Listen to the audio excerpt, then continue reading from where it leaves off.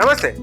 ప్రభుత్వాలు ప్రజలకు ఇష్టం లేకుండా ఏదైనా పాలసీని బలవంతంగా రుద్దితే ఏమవుతుందో చెప్పడానికి చైనా ఒక మంచి ఎగ్జాంపుల్.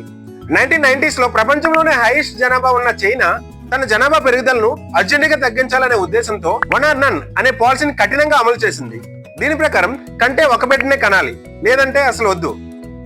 ఈ పాలసీతో చైనా జనాభా గ్రోత్ రేట్ డ్రాస్టిక్ గా పడిపోయి చివరికి తగ్గడం మొదలైంది.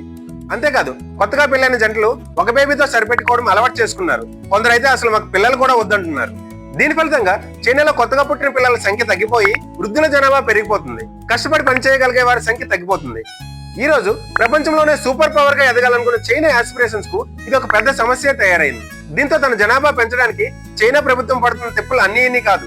యంగ్ ఏజ్ లో ఉన్న కపుల్స్ డేటింగ్ కు ఫైనాన్షియల్ సపోర్ట్ ప్రొవైడ్ చేయడం నుంచి పిల్లల్ని పెంచడానికి ఉద్యోగానికి సెలవులు ప్రొవైడ్ చేయడం వరకు పిల్లల్ని కనిపించడానికి కపుల్స్ ని ఎంతో మోటివేట్ చేస్తుంది.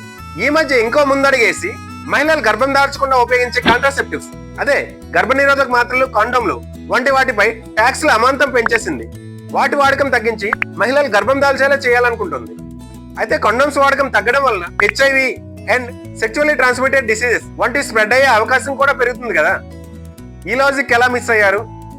మరిన్ని ఇన్ఫర్మేటివ్ వీడియోస్ కోసం ఛానల్ సబ్స్క్రైబ్ చేసుకోండి.